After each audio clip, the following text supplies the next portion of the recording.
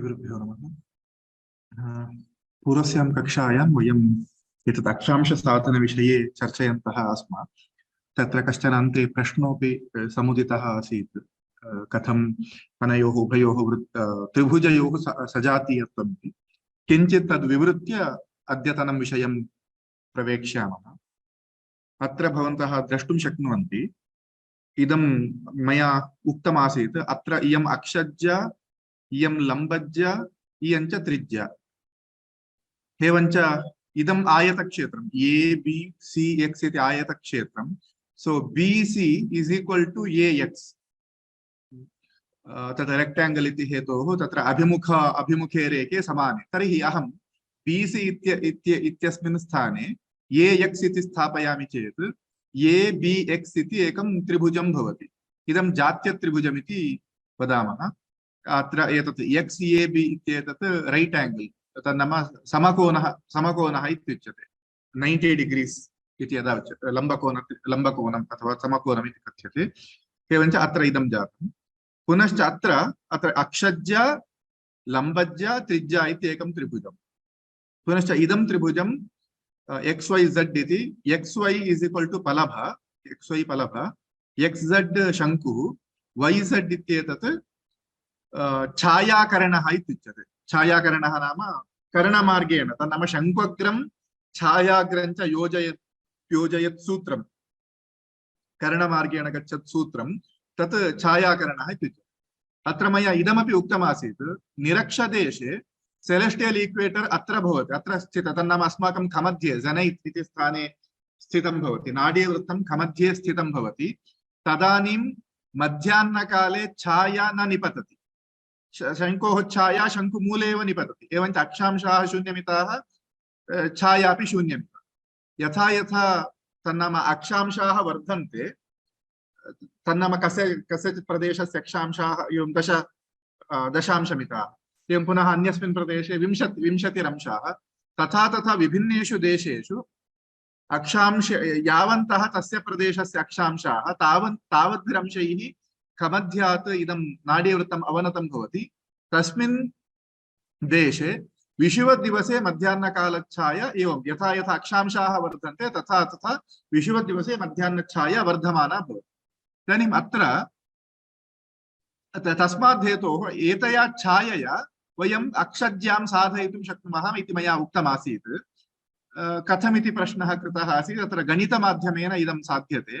एवञ्च YZ इत्यस्ति खलु, एतत् XB इत्येतच्च वस्तुतः पैरेलल लाइन्स भवतः, परस्परं समानान्तरे रेखे विद्यते। YZ इत्येषा रेखा, XB इत्येषा रेखा च। इदानीम् एते द्वे रेखे, YZ इति रेखा, XB इति रेखा च, एते द्वे रेखे ZX इति रेखया कर्तिते। तर्हि अत्र अयं कोणः YZX इत्येषः कोणः, पुनश्च ZXB इत्येषः कोणः। सो दिस् एंगल X अपि च दिस् एंगल Z इत्येते द्वे कोणे परस्परं समाने भवतः, एवं खलु। तर्हि अत्र वीक्षताम्, एतयोर्द्वयोर्वृत्तयोः ABX इत्येकं वृत्तं, XYZ इत्यपरं वृत्तम्। अत्र Z इति कोणः, अत्र X इति कोणश्च परस्परं समानो। इदं लम्बकोण, अत्र अयं कोणः XAB इत्येषः कोणः 90 अंशमितः, एवं ZXY इत्येषः कोणोऽपि 90 अंशमितः। So these two are also same. तर्हि Y इति कोणः यः वर्तते, अयं कोणः B इत्यनेन कोणेन समानः भवेत्। तर्हि एते द्वे त्रिभुजे, इदानीं YZX इत्येषः त्रिभुजः, पुनश्च AXB इत्येषः त्रिभुजः, एते द्वे सिमिलर ट्रायंगल्स सजातीये त्रिभुजे विद्येते। तर्हि एते द्वे सजातीये त्रिभुजे, तर्हि YZ इति रेखा एवञ्च XB इति रेखा। सो अहम् एवं वक्तुं शक्नोमि यत् ZY divided by BX is equal to YX divided by AB इति अहं वक्तुं शक्नोमि, एवं किल। ZY divided by BX is equal to yx divided by AB. yx by AB. इति वक्तुं शक्यते. Proportionate lines इति उच्यते खलु, एते द्वे तथा भवतः. इदानीं AB is equal to yx into bx divided by z y इति भवति. तदेव इदानीं भवन्तः values replace कुर्वन्ति चेत् AB is equal to AB इत्यनेन अक्षज्या अस्माभिः अभिप्रेत, एवं yx इत्यनेन फलभा अभिप्रेत, एवं खलु yx फलभा अभिप्रेत, bx इत्यनेन त्रिज्या अभिप्रेत, पुनश्च zy इत्यनेन छायाकरणः अभिप्रेत. तर्हि अहम् एवं कर्तुं शक्नोमि यत् अक्षज्यां साधयितुं फलभां त्यज्यया गुणयित्वा छायाकरणेन भाजयामि चेत् अक्षज्या नाम अस्मिन् करणे अयं भुजः यदि भवति तर्हि त्रिज्याकरणे कः भुजः इति प्राचीनानां परिभाषा आसीत्. छायाकरणकरणे यदि फलभा भुजः तर्हि त्रिज्याकरणे कः भुजः इति प्रश्ने कृते सति उत्तरम् अक्षज्या इति प्राप्यते. ज्यायाः चापः कृतश्चेत् तदानीम् अक्षांशाः प्राप्ताः भवन्ति. Is it now better? एतद्विषये कापि जिज्ञासा अस्ति चेत्. धन्यवादः महोदय. एतत् प्रतिपादयितुं बहु लाभाय अस्ति इति अहं मन्ये. परन्तु मम प्रश्नः आसीत् यत् भवता उक्तं तत् आधुनिककालस्य उपपत्तिः अस्ति, परन्तु अस्माकं पूर्वजैः एतत् कथं वा कृतम् इति मम प्रश्नः आसीत्. यदि x y z इति एकं त्रिकोणम् अस्ति, अनन्तरम् अस्ति x a b इति, तर्हि तयोः सामान्यं कथं वा तैः लब्धम् इति मम प्रश्नः आसीत्. कथं वा तेन एतद् निरूपणं कृतं XYZ अनन्तरं XAB सामान्य त्रिकोणे इति एव मम प्रश्नः आसीत्. तदेव ते तावत् परस्परं तयोः सम्बन्धं दृष्टवन्तः आसन्. तन्नाम मया प्रागपि उक्तमासीत् खलु यत् भवान् उक्तवान् तत्र angle A अस्ति इति, that is 90 degrees, and at angle X it is 90 degrees. But then in olden days the concept of angle as 90 degrees was not there. So no, it was there. No, the concept of 90 degrees was never there. The concept of 90 the right angle triangle, they never got it as based on angles. Because the concept of angles were not there. It was only based on the sides.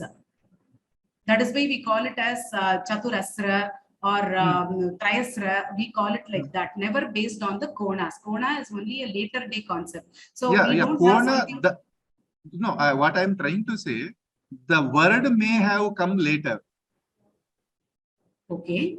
So ashtau akshakshetriya tribhujaah iti uchyante sma. As you said, tribhuja or tresra, chaturasra, chaturbhuja eteva shabdaah upayuchyante. Tat samichinam. So trikona, chatushkona ityadikaah shabdaah arvachinaah. That I accept. Parantu ashtau idanim etat tribhujam asti khalu. Atra eka rekha bhavati khalu. Atra ekam tribhujam sanjatam khalu. Idamapi anena yx अपि च अत्र एकं एतत् अस्ति खलु. अत्र यदि भवन्तः एतत् कल्पयन्ति तर्हि इदमपि त्रिभुजम् अनेन सजातीयमिति कल्प्यते स्म. तत् समीचीनं, परन्तु एतत् केन प्रकारेण सम्पादितम् इति मम प्रश्नः आसीत्. तद् तैः शब्दैः व्यवहृतं न स्यात्, परन्तु सा परिकल्पना आसीत् इति मम कथनस्य अभिप्रायः. किमर्थम् इत्युक्ते say for example XCB, at the angle C it could be 90 degrees, but then the angle at B and the angle at X need not match the angle at Z and angle Y. Then they will not become similar. Similarly, the angle AXB need not be similar to angle Z. That is what I'm saying. So they may share a common 90-degree angle, but the other two angles need not be the same, because only when they become same, you can call it as a similarity of the triangles. So the primary question that I asked was, on what basis, when they did not have the concept of angles, they arrived at the similarity of the triangles? Because if you do not have the similarity of the triangles, you will not be able to use the Trirashikam rule here. No, actually, the similarity of the triangles was accepted, because Ashtau Akshakshetriya Tribujan, the Yete Amshaha api asan, Tannama Ashtau Akshakshetriya Tribujaha, Yete Sajatiya Tribujaha, iti tu ullekhaha asan neva. Aham ullekhan darshayishyami. Taihi shabdaihi vyavahritam nasyat. So I think we can take this question. Sure. We'll take it offline and then we will. Offline, but very interesting. It is very interesting question. And because unless and otherwise you prove the similarity of the triangles, you will never be able to use the Trirashikam rule here. And Trirashikam is the center for all these computations. Yeah. And Trirashikam Svikritamasit Tattu Nishchayena Tattu Nishchayam asti. Sarvatra Trirashikasya prayogam eva drishyate. Parantu tattah purvam samanyam drashtavyam khalu. एवं परंतु तदेव सजातीयत्वम् अपि दृष्टमासीत्, परंतु base of सजातीयत्व तन्नाम कोणमाध्यमं कोणपरिकल्प यदि त्रिभुज त्र्यस्र शब्दः तन्नाम त्रिकोण शब्दः न अप्रयुक्तः स्यात्, परंतु all the computations in that particular time was only based on the sides. It was never based on the angles.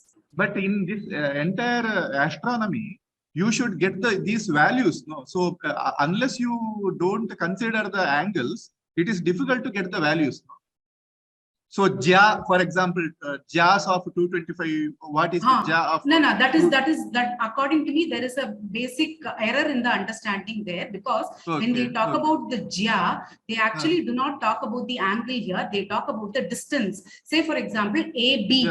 What is the distance? They don't actually talk about the angle. It is only in the modern context that we relate that as a sine theta, and then we speak in terms of angles. But in those days, when they spoke about Jya, the Jya was never in terms of the angle, it was only in terms of the distance. Say, for example, AB was the distance that they spoke about. It was never about the angle there. So Jya actually never referred to the angle, it only referred to the distance. Okay. So the concept of the angle was never there until we got it from the West, is my understanding. So please correct me if I'm wrong. No. It is. I think I also will have to relook it, but definitely, I am whether the tannama mama evam vartate. Yadi etat esha kona parikalpana iti nasyat tarihi etesham vishayanam avagamanam va pratipadanam va bahu dushyakam iti with the limited knowledge of mathematics. So they may not have used those terms, but that idea might have existed. But to say that it was not even mentioned in one text makes us take a step back and reevaluate our question itself. Did they really use it as angles, or they had any other means to find out the similarity of the triangles? Okay. I think Arnav sir wants to say something, so I unmute him. And I think within we will take it offline, Mahodaya. Yeah. 2 or 3 minutes we can take, and then we can take it offline. Thank you, Mahodaya. Yeah. Yes, sir. Now, sir. So my only submission is that, I mean, if the Indians got so much advanced in Jyotish and triangles and all those things, it is not possible without the concept of angles, especially also solid angles. To say that the angle idea was taught by the Westerners, I think it's an extremely concocted colonial theory. Just like they said, we came from outside and wrote down So the. yeah, I think let us see. I cannot see how Arnab cannot ji, not I know will be very not happy know if the you can angles. really prove it. I know I'll be the happiest person if you can prove that we actually invented the concept of triangles. But in most of the texts that I have read, I have never come across the concept of No. angles. Sometimes things are so obvious that you never write it down. For example, that we have to eat with our hands. I don't think it's ever written anywhere. But so let us, let us. So I think Lakshmi ji, all of are on same page, but I think the question what Lakshmi ji is raising is if concept was there, why even a single usage I can give of you a very quick example also, because in Prudhotaka Swamin's commentary on Brahmasputa Siddhanta, he tries to prove the similarity of the triangles, but he actually does not use the angles at all. Got it. So the proof itself is done only without angles. So if there was a way in which he could have done it, he would have straightforwardly, he would have used that. But then he goes about a round way to prove the similarity of the triangles out there. So it clearly shows that the concept of the angles was never there. Okay. So I think now we shall. Yes, we'll move forward, Amodaya. Go ahead. Yeah, thank you for this observation. Let us take it out after. So with this, let us go forward. तन्नाम अयं विषयस्तु दृष्टः इदानीं वयम् अग्रे गच्छेम अन्यः कश्चन अध्यायः तत्र मया ग्रहणं प्रति उत्तरत्र आगमिष्यते इदानीम् अस्माभिः तावत् मध्यमग्रहसाधनं कथं तदनन्तरं स्फुटीकरणं कर्तुं तत्र मन्दफलं शीघ्रफलं चेति फलद्वितयं चिन्त्यते स्म इत्यादिकाः द्वित्राः अंशाः अस्माभिर्दृष्टाः तथा च त्रिप्रश्नाधिकारे तावत् दिग्देशकालविषये केचन अंशाः उक्ताः तत्र देशविषये अक्षांशः मया स्वीकृतः अक्षांशज्ञानं कथमिति पुनश्च ओवराल् भूमिः एवं नक्षत्राणि ग्रहकक्षाः कथं संस्थिताः इत्येतदंशेऽपि अस्माभिः चर्चा कृता अपरः कश्चन अंशः अत्र कश्चित् अधिकारः अध्यायः वर्तते तत्र भग्रह युत्यधिकारः इति तन्नाम नक्षत्राणां ग्रहाणां च परस्परं युतिः कदा भवति पुनश्च केषुचित् योगेषु युतिः नाम योगः केषुचित् योगेषु केचन विशेषाः सम्भवन्ति तत् उत्तरत्र अहं वदिष्यामि उदाहरणार्थं रवि समीपं यदि कश्चन ग्रहः आगतः तर्हि सूर्यस्य प्रखरैः किरणैः तन्नाम सूर्यस्य किरणैः सह ग्रहः बहूनि दिनानि अदृश्यतां गच्छति तन्नाम ग्रहः दृग्गोचरत्वं न गच्छति तदेव ग्रहस्य अस्तमयः इत्युच्यते अयम् अस्तमयः ग्रहस्यापि भवति नक्षत्रस्यापि भवति नक्षत्राणि सूर्यादपि अधिकप्रकाशानि भवितुम् अर्हन्ति परन्तु सूर्यस्य सामीप्यवर्तित्वात् नक्षत्राण्यपि सूर्यसमीपं यदा आगतानि भवन्ति तदानीं तान्यपि अस्तङ्गतानि भवन्ति बहूनि दिनानि तन्नक्षत्रमपि दृष्टं न भवति दृग्गोचरत्वं न प्राप्नोति तर्हि एवं परन्तु कुज बुध गुरु शुक्र शनिषु परस्परं यदि एतादृशी युतिर्भवति तर्हि तद्वयं युद्धमिति वदामः चन्द्रेण साकं ग्रहान्तरस्य युतिः समागमः इत्युच्यते सूर्येण साकम् अन्यस्य ग्रहस्य युतिः अस्तमयः इत्युच्यते किमर्थमिति चेत् सूर्यस्य प्रखरैः किरणैः तन्नाम तेजस्विभिः किरणैः तन्नक्षत्रं स ग्रहो वा सर्वात्मना अदृश्यतां गच्छति तस्मात् हेतोः सः ग्रहः अस्तङ्गतः भवति वेट् अ मिनिट्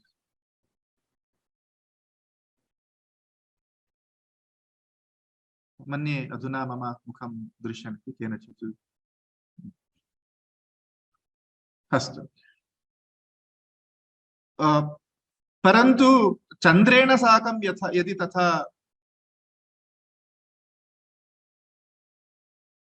अधुना किमहं दृश्ये can you see me now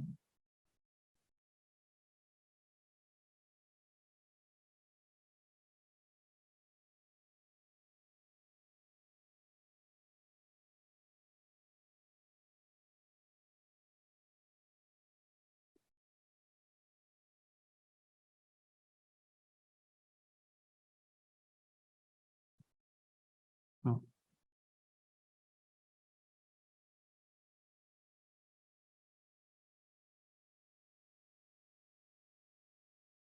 न जानामि how to. Is there any?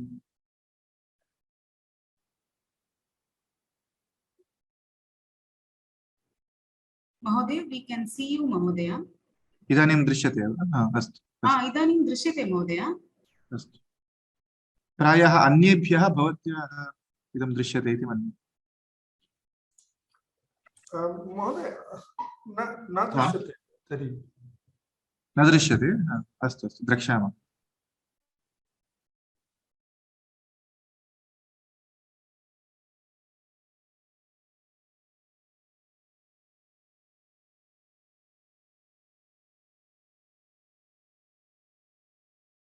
अधुना दृश्यते वा मुखम्?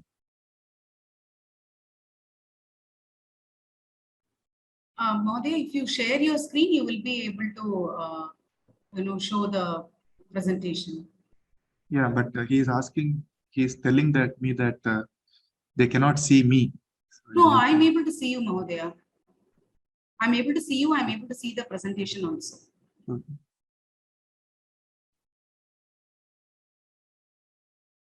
Okay, let us go forward.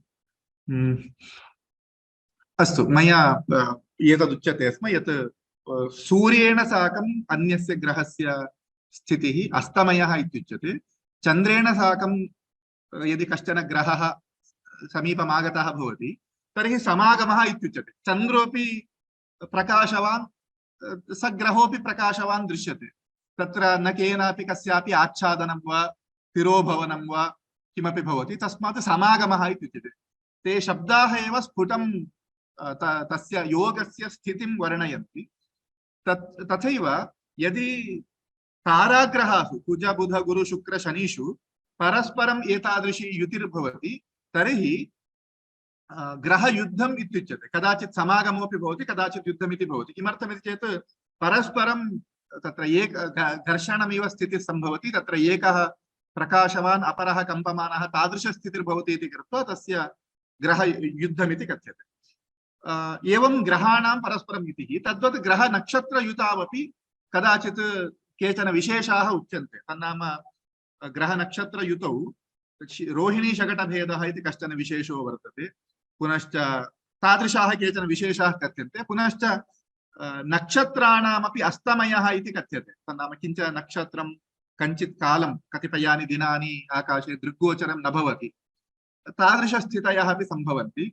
तदर्थम् आकाशे नक्षत्रं कुत्र वर्तते इति अस्माभिर्ज्ञातव्यम्.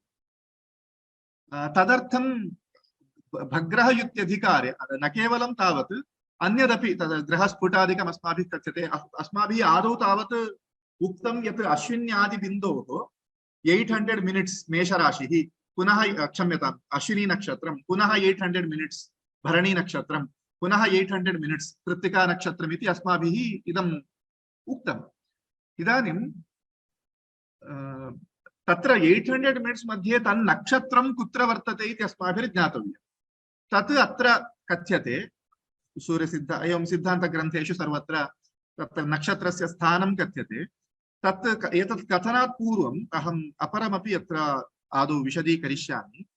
यत् एकं नक्षत्रं नाम केषाञ्चित् नक्षत्राणां समूहः, ताराणां समूहः, कान्स्टलेशन् इत्युच्यते खलु. कतिपयाभिः ताराभिः एकं नक्षत्रम् इति अस्माभिः कथ्यते. उदाहरणार्थम् अश्विनी नक्षत्रम्. अश्विनी नक्षत्रे तिस्रः ताराः वर्तन्ते.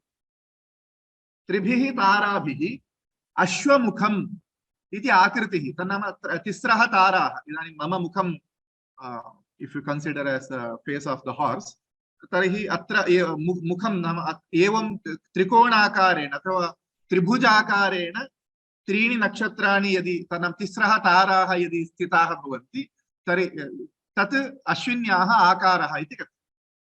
नाम आकाशे अश्विनी नक्षत्रं त्रितारकम्. तत् तिसृभिः ताराभिः सम्पन्नं संयुतं.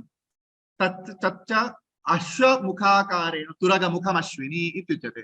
अश्वमुखाकारेण स्थितम् इति कथ्यते. एतत् अस्माभिर्ज्ञातव्यम्. तत्र एका तारा योगतारा इत्युच्यते। तन्नाम मुख्यं नक्षत्रं, तस्मिन् पुञ्जे मुख्यं नक्षत्रं यद्वर्तते तत् तस्याः अथवा तस्मिन् पुञ्जे मुख्या तारा या वर्तते तस्याः योगतारा इति नाम। जंक्षन् स्टार् इति शब्दः प्रयुक्तः वर्तते वर्गीस्वरेण। एवञ्च योगतारा इति कथ्यते। एवं प्रत्येकं नक्षत्रस्य योगतारा कुत्र संस्थिता इति अत्र उक्तमस्ति। अश्विनी भरणी कृत्तिका इति। आदौ तावत् इदं पश्यामः यत् अश्विन्याः तिस्रः ताराः, अश्विनी नक्षत्रपुञ्जे पुञ्जं तत् त्रितारकं वर्तते। आकृतिः अश्वमुखं, तत्र त्रितारकं वर्तते खलु। तत्र उत्तरस्यां दिशि यन्नक्षत्रं या तारा वर्तते सा योगतारा इति उच्यते। योगतारायाः स्थानं कथितमस्ति, अन्यास्ताराः नोच्यन्ते।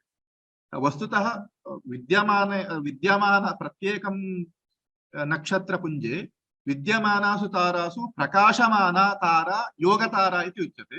तत्र योगतारायाः एतदर्थं तत् उत्तरस्यां वर्तते एव। कदाचित् यदि समप्रभाः ताराः भवन्ति, यदि ताराणां प्रभा समाना भवति तर्हि अत्र उत्तरस्यां दिशि वर्तते खलु सा योगतारा, दक्षिणस्यां वर्तते खलु सा योगतारा इत्युच्यते। अत्र मया कानिचन स्थानानि फिल् न कृतानि, तानि अहम् अधुना वदामि। पुनश्च यदा वीडियो कृते यदा शेर् क्रियते, स्लैड्स् शेर् क्रियन्ते तदानीं तत् फिल् कृत्वा अहं प्रेषयिष्यामि।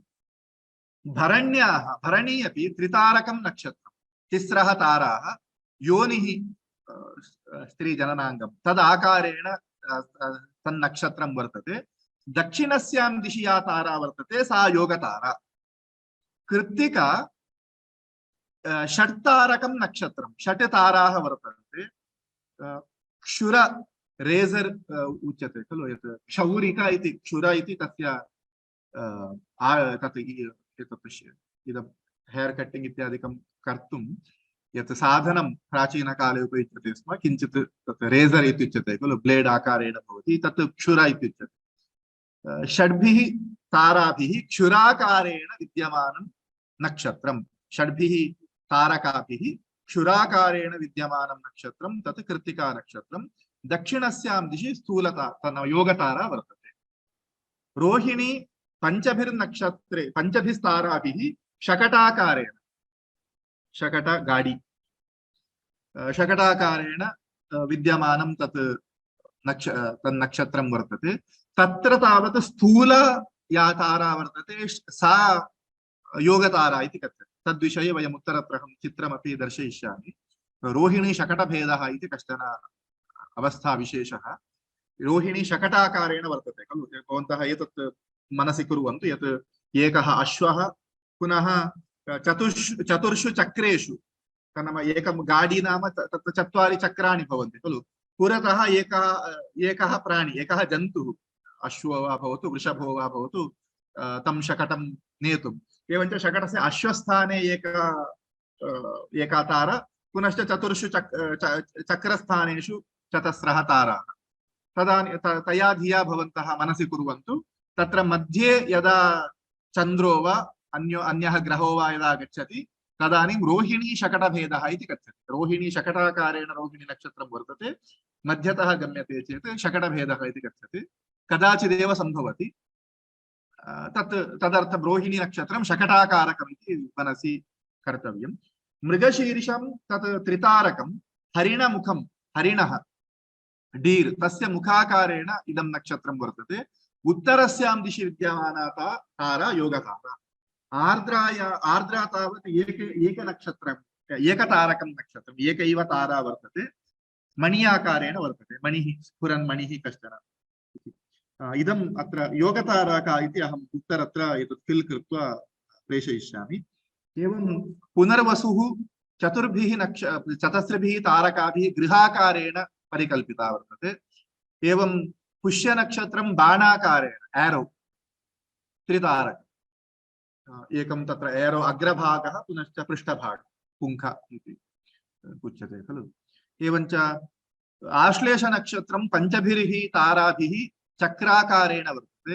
मघा नक्षत्रं पञ्चभिस्ताराभिः गृहाकारेण पूर्वफल्गुनी उत्तराफल्गुनी च द्वाभ्यां द्वाभ्यां तारकाभ्याम् अत्रापि भवन्तः द्रष्टुं शक्नुवन्ति पूर्वफल्गुनी उत्तराफल्गुनी 2 ईच एवञ्च पूर्वाषाढ उत्तराषाढ 2 ईच पूर्वभाद्र उत्तरभाद्र 2 ईच तन्नाम यद्यपि तत्र चतस्रभिः तारकाभिः एकं तत्र एक आकृतिर्भवति तस्यैव पूर्वा उत्तरा इति फल्गुन्याः पूर्वा उत्तरा इति एवम् आषाढायाः पूर्वा उत्तरा इति एवं भाद्रपदायाः अपि पूर्वा उत्तरा इति तत् पूर्वभाद्र उत्तराभाद्र पूर्वाषाढ उत्तराषाढ इति नामानि तथा जातानि सन्ति।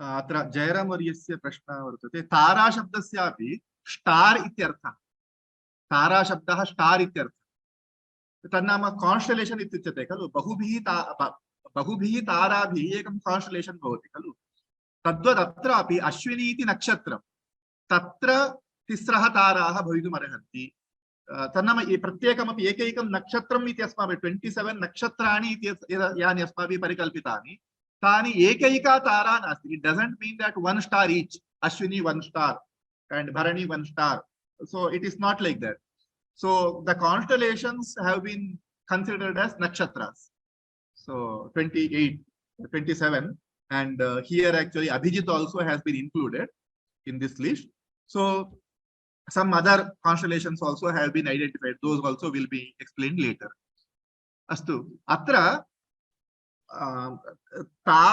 तेषु नक्षत्रपुञ्जेषु कति तारकाः सन्ति इति अत्र उच्यते तारा तारका so in general if you see Sanskrit literature नक्षत्रमृक्षंभं तारा तारका प्युरुवास्त्रियां नक्षत्र ऋक्षा भम तारा तारका all are synonyms so for nakshatra I can use the term tara for tara I can use the term nakshatra so it doesn't make any difference but in this context it specifically using the term nakshatra for constellation and tara for a star I hope it is clear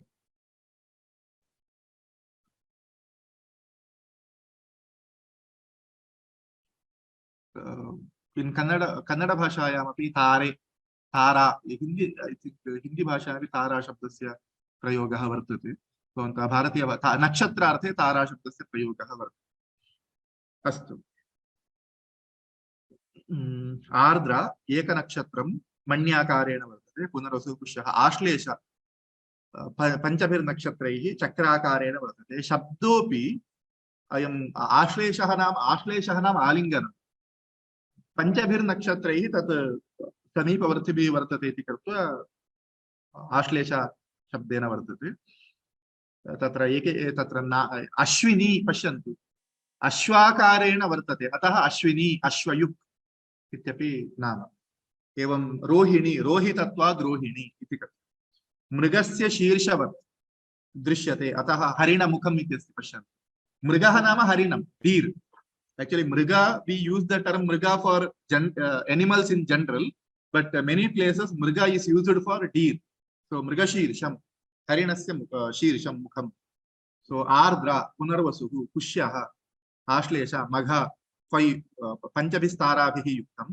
evancha purva falguni uttara falguni 2 stars each hastah hastakarena panchabhi tarabhihi yuktam evam kinchit spread over तत्र पंचभिः ताराभिः उत्तरस्यां दिशि या तारा वर्तते सा योगतारा इति चित्रा नक्षत्रम् एकमेव तत्रापि केतकर वेंकटेश केतकर कथयति अस्माच्च काष्ठे नुमितैर्लवैः सा चित्रा सदा तिष्ठति रोचमाना चित्रा एकतारकं नक्षत्रं सा च रोचमाना तिष्ठति प्रकाशमाना दृश्यते so to compute ayanamsha now the modern astronomers they take chitra as a reference point chaitra pakshiya ayanamsha chaitra means chitra nakshatra sambandhe chaitra pakshiya ayanamsha kimartham iti bhavantah atra tati ekatarakam prakashamanam vartate punascha tasya bhogopi tadaham uttaratra vakshami atra apekshita idanime vadami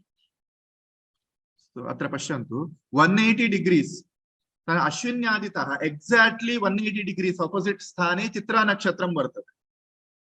अपि च तस्य शरः अपि सो एतत् longitude from अश्विन्यादि so अश्विन्यादितः 180 degrees 6 राशीस् सो तावन्मिते दूरे चित्रा नक्षत्रं वर्तते। अतः चित्रा नक्षत्रतः इदं संपातस्थानं कुत्र वर्तते इति संपातस्थानं कुत्र वर्तते इति एतत् ज्ञानार्थं तत् उपकारकं भवति। अस्तु अग्रे गच्छेम। चित्रा नक्षत्रं मौक्तिकं मुक्ता मोति उच्यते खलु पर्ल मुक्ता एव मौक्तिकं मौक्तिकाकारेण तत् शोभमानं दृश्यते। not mukti, it is not related to mukti, it is mukta. मोती इति हिंदी भाषायां उच्यते। मुत्तु द्राविड भाषा मुत्तु मुक्ता इति मूलशब्दः।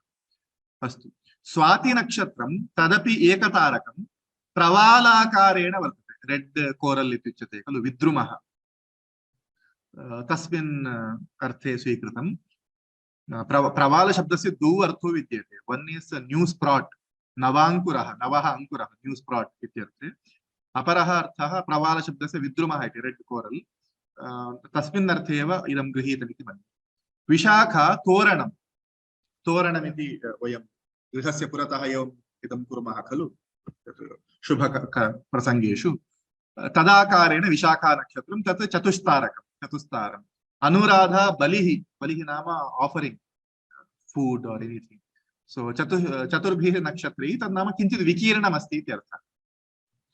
कुण्डलं ज्येष्ठा कुण्डलाकारेण त्रितारकं मूलं सिंहस्य पुच्छाकारेण एकादशतारकं। पूर्वाषाढ उत्तराषाढ मया उक्ता। अत्र पश्यन्तु सर्वत्रापि मञ्चः इत्यस्ति। पश्यन्तु पूर्वभाद्र उत्तरभद्रापि मञ्चः पूर्वाषाढ उत्तराषाढ मञ्चः एवञ्च अत्रापि पूर्वफल्गुनी उत्तरफल्गुनी मञ्चः एवञ्च मञ्चाकारेण कॉट आकारेण चतस्रः तारकाः। तत्र पूर्वोत्तरयोः भेदः परिकल्पितः वर्तते। एवं अभिजित् त्रितारकं त्रिकोणाकारेण वर्तते। श्रवणं त्रितारकं त्रिविक्रमः वामनः यत् त्रिषु विक्रमं कृते एवञ्च किञ्चित् स्प्रेड् दूरतः वर्तते इति अभिप्रायः व्यज्यते त्रिविक्रम शब्देन। धनिष्ठा मर्दलाकारे मर्दल इति मृदंग इति उच्यते खलु मर्दलाकारेण। शतभिषक् शतं भिषजः भिषक् मीन्स डॉक्टर शतं 100 ततः अत्र वृत्ताकारेण 100 शतं ताराः अतः शतभिषक् इति नाम। एवं मञ्च अत्र पूर्वभाद्र उत्तराभाद्र रेवती 32 एवं मर्दलाकारेण वर्तते इति एवं इदं परिकल्पितं वर्तते। तन्नाम एकैकमपि नक्षत्रं बहूनां ताराणां समूहः न केवलम् एतावन्त्येव नक्षत्राणि वस्तुतः गगने सन्ति इति अभिप्रायः। बहवः एतं प्रश्नं कुर्वन्ति यत् किम् आकाशे बहूनि नक्षत्राणि दृश्यन्ते भवद्भिः 27 उच्यते इति। अस्माभिस्ताव अत्र अभिजिदपि पश्यन्तु तद् उत्तरत्र वक्ष्याम्यहम्। अभिजिन् नक्षत्रं यद्यपि दृष्टमासीत् परन्तु अभिजिन् नक्षत्रं क्रान्तिवृत्तात् बहु दूरे अस्ति। अतः ग्रहस्फुटम् अथवा चन्द्रगमनमार्गं निर्देष्टुम् एतत् अस्माभिः 27 नक्षत्राणि किमर्थं गृहीतानि कालनिर्णयार्थम्। अतः कालनिर्णयार्थं पुनश्च ग्रहस्फुटादिकं ग्रहीतुं 27 नक्षत्रपुञ्जानि पर्याप्तानि। अन्यान्यपि नक्षत्रपुञ्जानि सन्ति। अगस्त्यः मृगव्याधः हुतभृत् ब्रह्महृदयं प्रजापतिः इत्यादीन्यपि अन्यानि पुनश्च इदमपि सप्तर्षिचक्रं सप्तर्षिमण्डलम् एतान्यपि वस्तुतः उपात्तान्यासन् परन्तु तानि कालगणनायाम् आवश्यकानि इति हेतोः 27 नान्तर्भवन्ति। इदानीं मया यदुक्तम् एतावत् पर्यन्तम् अत्र नक्षत्रस्य तारासङ्ख्या आकृतिश्च तत्र इदं प्रमाणं मुहूर्तचिन्तामणौ द्वितीय अध्याये एतानि पद्यानि सन्ति। मुहूर्तचिन्तामणिः वस्तुतः मुहूर्तविषयकः ग्रन्थः। तत्र एते अंशाः उक्ताः सन्ति। त्रित्यङ्ग पञ्चाग्निकुवेदवह्नयः शरेषु नेत्राश्विशरेन्दुभूकृताः वेदाग्निरुद्राश्वियमाग्निवह्नयः वह्नयोब्धयः शतं द्विद्विरदाभतारकाः। अत्र त्रि त्रि अश्विनी भरण्योः क्रमेण त्रीणि नक्षत्राणि अंग इति अंग वेद वेद एतत् षडंग वेदांगानि षट् खलु अतः अंगशब्देन षट् संख्या गृह्यते कृत्तिकायाः अंग पुनश्च पंच त्रित्र्यंग पंच रोहिण्याः पंच नक्षत्राणि पंच तारकाः अग्नयः त्रयः मृगशीर्षस्य तिस्रः तारकाः एवम् अनेन क्रमेण अस्मिन् पद्ये अष्टाविंशतेः नक्षत्राणाम् अभिजित् सहितानाम् अष्टाविंशतेः नक्षत्राणां योग तारका संख्या कथिता तन्नाम एकैकस्मिन् नक्षत्रपुञ्जे एतावत्याः तारकाः सन्ति तदिति तदूर्ध्वम् अत्र वीक्षताम् अश्वादिरूपं तुरगास्य यो निक्षुरो न एणास्य मणिर्गृहञ्च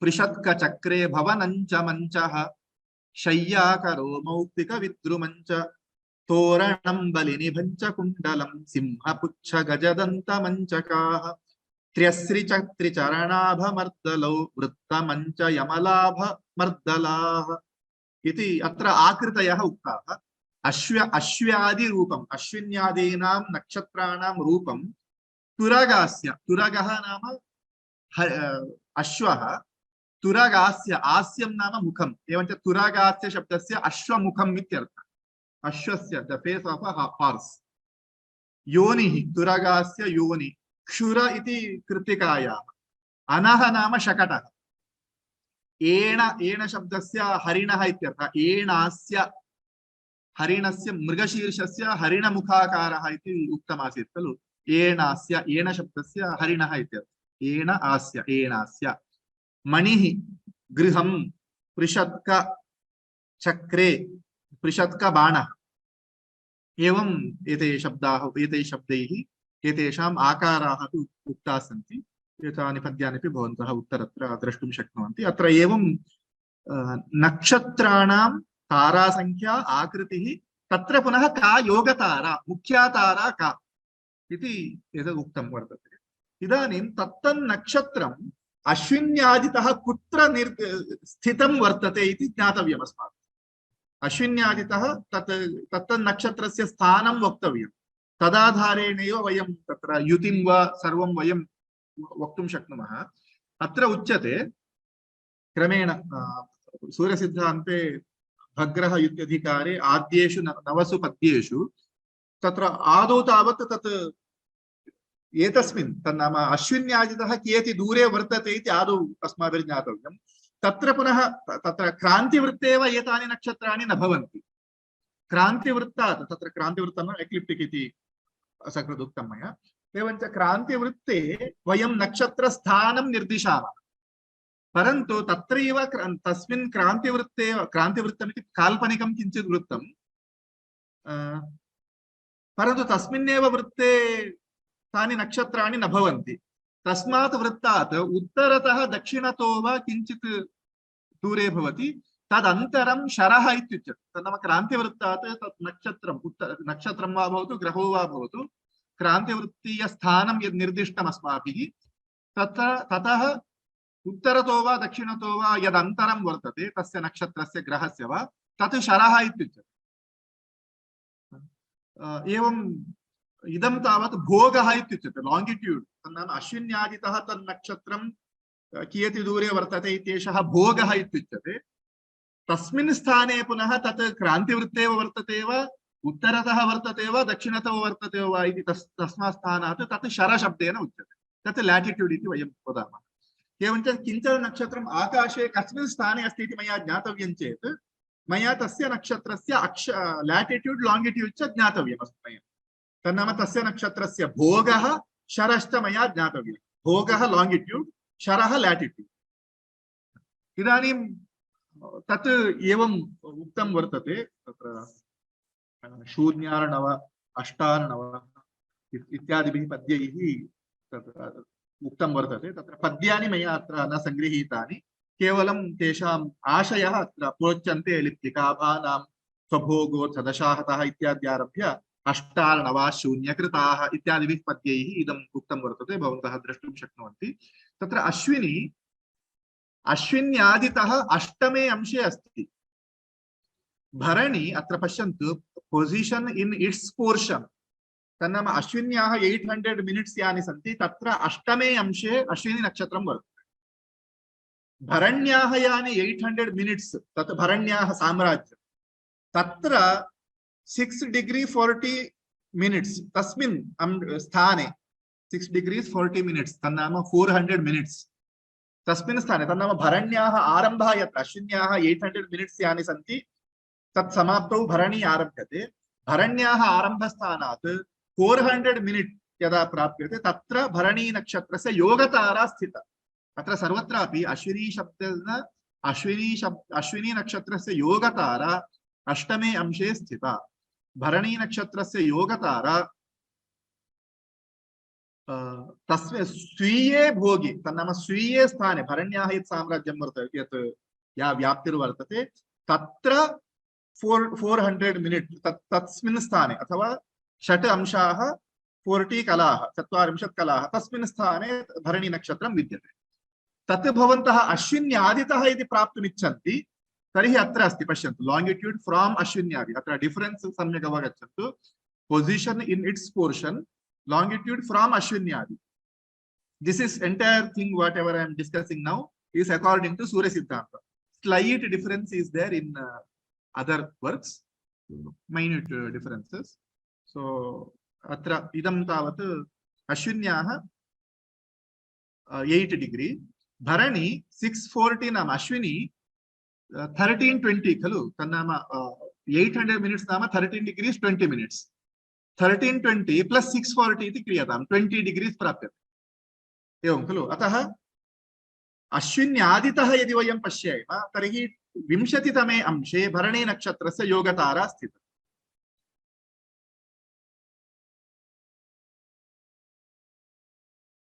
यस् भोगः लॉन्गिट्यूड शरः लैटिट्यूड। अतः so for our understanding these two are sufficient longitude from Ashwinyadi and latitude तन्नाम एतस्मात् क्रांतिवृत्तात् कियत् दक्षिणतः कियत् वा उत्तरतः अस्ति इति एतावत् प्राप्तं चेत् पर्याप्तम्। in the text actually so this one is given तन्नाम अश्विनी नक्षत्रं स्वकीय व्याप्तौ अष्टमे अंशे अस्ति। भरणी नक्षत्रं स्वकीय व्याप्तौ 6 degrees 40 minutes इत्येतस्मिन् स्थाने वर्तते। कृत्तिका नक्षत्रं स्वकीय 800 मिनिट्स यानि सन्ति तत्र 10 डिग्री 50 मिनिट्स यदा तन्नाम आदितः 10 डिग्रीस् 15 मिनिट्स दूरं प्रति गच्छेम तर्हि तत्र कृत्तिका नक्षत्रम् अवस्थितं वर्तते। कृत्तिका नक्षत्रं नाम कृत्तिका नक्षत्रस्य योगतारा अवस्थिता वर्तते।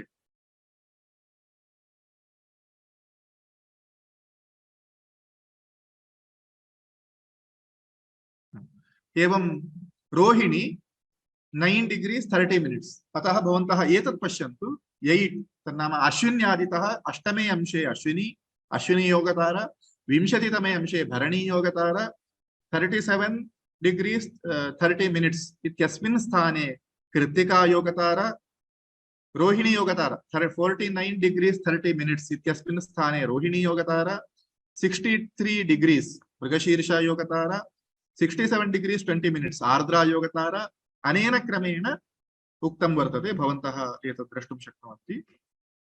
अपि च इतोपि स्वारस्यं नाम चित्र 180 भवन्तः द्रष्टुं शक्नुवन्ति। अत्र इदं मया उक्तम्। अग्रे अत्र अपि च it is not mandatory that that the constellation should be there exactly in the middle of that particular nakshatra vyapti. Okay, इदानीं नक्षत्र व्याप्तिः 800 मिनिट्स् तत्र मध्ये एव तन्नक्षत्रं भवेत् इति नास्ति। तत्र आदितः आदावेव भवितुमर्हति अन्तेपि भवितुमर्हति मध्येपि भवितुमर्हति। फॉर एग्जांपल ज्येष्ठ इमीडिएटली तन्नाम ज्येष्ठ नक्षत्रस्य व्याप्तिः यदा आरब्धा भवति इमीडिएटली 2 degrees 20 minutes तत्रैव ज्येष्ठ नक्षत्रस्य योगतारा प्राप्ता भवति। एवं विशाखायास्तु अन्ते तन्नाम 13 degrees विशाखां पश्यन्तु भवन्तः 13 degrees तन्नाम एकस्य नक्षत्रस्य भोगः व्याप्तिः 13 degrees 20 minutes 800 minutes नाम विशाखा अन्ते अस्ति स्वीय व्याप्तौ अन्ते वर्तते विशाखा। एवञ्च इतोपि स्वारस्यं पश्यन्तु, मूल स्वीय भागस्य आदौ वर्तते 1 डिग्री एव, पूर्वाषाढ 0 डिग्री 40 मिनिट्स् बहु पूर्वमेव प्राप्यते। उत्तराषाढ नक्षत्रस्य योगतारा कुत्र अस्ति इति पश्यतु, पूर्वाषाढायाः मध्ये अस्ति। एवञ्च एतत् किं गृहम् एकत्र वर्तते, एतत् एषा तारा अन्यत्र अन्यस्मिन् गृहे उपविष्टा अस्ति इति तथा मनसि कुर्वन्तु। तन्नाम अयम् अस्य जनस्य गृहं प्रापर्टी एकत्र अस्ति, अयं जनस्तु अन्यत्र गत्वा उपविष्टः इति। तादृशस्थितिः उत्तराषाढा नक्षत्रस्य योगतारा पूर्वाषाढायाः मध्ये वर्तते। पूर्वाषाढायाः योगतारा तावत् तत्रैव प्राप्यते, and other stars will be very close to that yogatara. It doesn't mean that yogatara is at one place and after some 6 degrees or 8 degrees the other stars will be there. So other stars will also be there close to that yogatara within some 2-3 degrees. Astu. Abhijit Vaishwasya, Vaishwam nama Uttarashadha nakshatram, Uttarashadhayaha prante Abhijit, pranta nama samapti, tatra border, तत्र अभिजित् नक्षत्रम्। श्रवण नक्षत्रम् कुत्र अस्ति इति वीक्षताम्, उत्तराषाढायाः अन्ते श्रवणम्, वैश्वान्ते श्रवण स्थितिः, त्रिचतुष्पादयोः सन्धौ धनिष्ठा, श्रवणस्य तृतीय चतुर्थ पादयोः सन्धौ, अतः श्रवणस्य दशमे अंशे धनिष्ठा नक्षत्रं तिष्ठति। एवं भवन्तः अन्ये तावत् स्वस्वस्थाने एव सन्ति। एतानि 4 नक्षत्राणि तत्र ताराः ततः पूर्वस्मिन्नेव नक्षत्रे स्थितानि सन्ति, नक्षत्रेण स्थितानि सन्ति इति विशेषः। अपि च अन्यदपि पश्यन्तु यत् एतेषां नक्षत्राणाम् इदमपि वीक्षताम्, तन्नाम लैटिट्यूड्, तन्नाम क्रान्तिवृत्तात् कियत् दक्षिणतः उत्तरतो वा एतानि नक्षत्राणि सन्ति इति, अथवा नक्षत्रेपि योगतारा अन्य योगतारा भिन्नाः तारास्तावत् किञ्चित् इतस्ततः तत्रापि शरेपि भवितुमर्हन्ति। अत्र लैटिट्यूड् वीक्षताम्।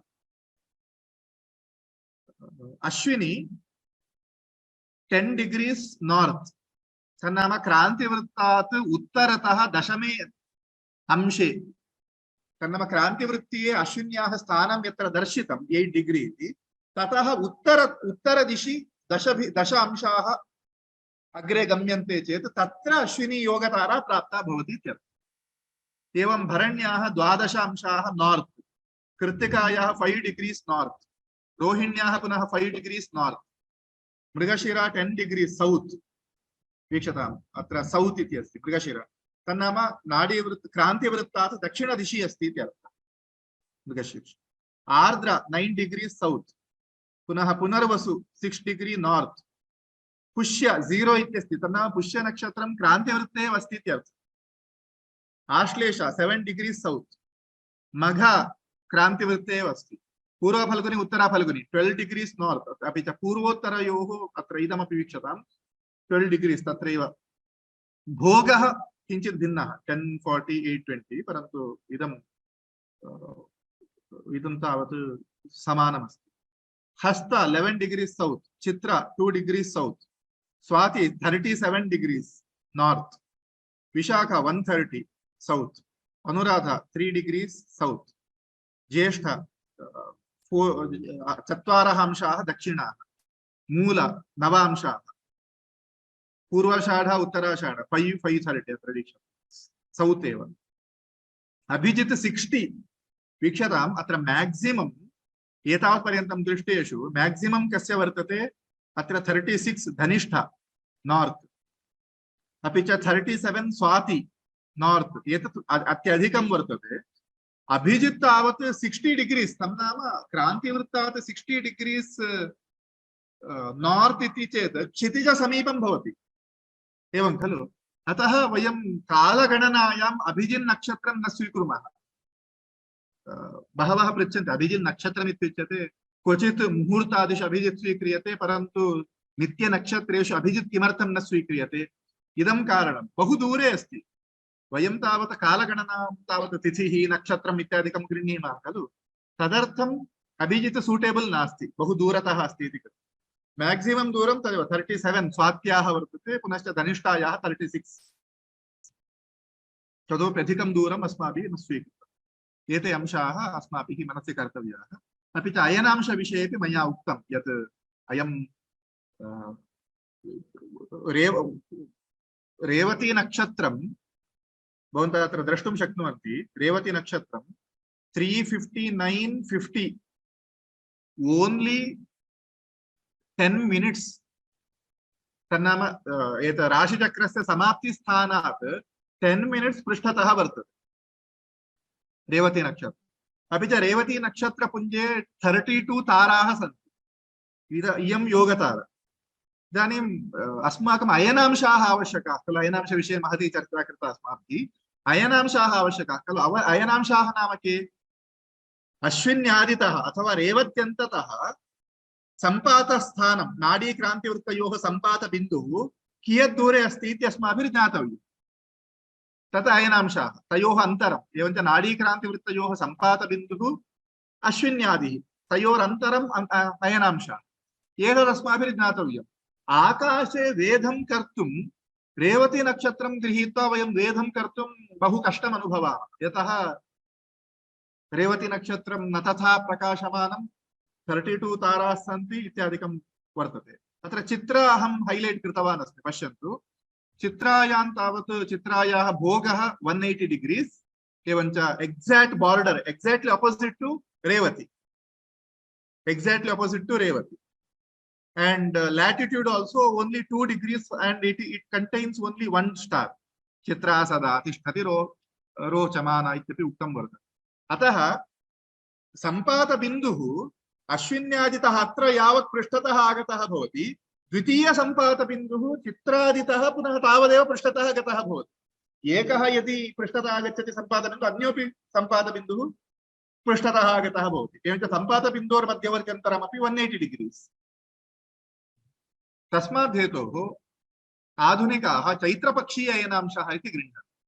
चित्रानक्षत्रात् सम्पातबिन्दुः तन्नाम अनयोः नाडीक्रान्तिवृत्तयोः सम्पातबिन्दुः चित्रानक्षत्रात् कियदन्तरितमस्ति इति दृष्ट्वा, कियदन्तरितः अस्ति इति दृष्ट्वा इदं गणयन्ति आधुनिकाः। तद्वयम् अतः एते अंशाः अस्माभिः मध्ये मध्ये तन्नाम कस्य कस्य नक्षत्रस्य तथा प्रामुख्यं वर्तते इत्यपि अस्माभिः मनसि कर्तव्यम्। अस्तु, समयः जातः। एकं प्रश्नम् अहं गृह्णामि, यः प्रथमं हैंड रेज करोति तदूर्ध्वं वयं निर्गन्तुं शक्नुमः। यस् शरणं जी। हा महोदय, यमलम् इत्युक्ते किम्? यमलं ट्विन्स्। ओ यमलम्, अच्छा अच्छा। यमल युग्म, अस्तु अस्तु ट्विन्स्। अस्तु अस्तु, धन्यवादः। So another question also can be taken if anyone is interested to ask something. Okay, अस्तु, नववादनं सारी सप्तवादनं सम्पन्नं। वयं बुधवासरे अहं कक्षां न करिष्यामि, गणेशचतुर्थी वर्तते, पुनश्च पर्वकालः। तर्हि शुक्रवासरे पुनर्वयं मिलेम। इतः परं तिस्रः कक्षाः अवशिष्टाः सन्ति। तत्र अहं किञ्चित् अस्तोदय विषये उक्त्वा ग्रहणविषयेपि किञ्चित् प्रस्तोष्यामि। तदूर्ध्वं लब्धश्चेत् समयः किञ्चित् भूविषये बहु अस्माभिः उक्तमेव, तत्र अन्येपि अंशाः किञ्चित् द्रष्टुं शक्याः। एतावदुक्त्वा अद्य वयं विरमामः। पुनः शुक्रवासरे पुनर्मिलेम। सर्वेभ्यः प्रणामः, शुभरात्रिः। पुनश्च गौरी गणेश उत्सवस्य शुभाशंसनानि सर्वेभ्यः भवद्भ्यः। पुनर्मिलेम।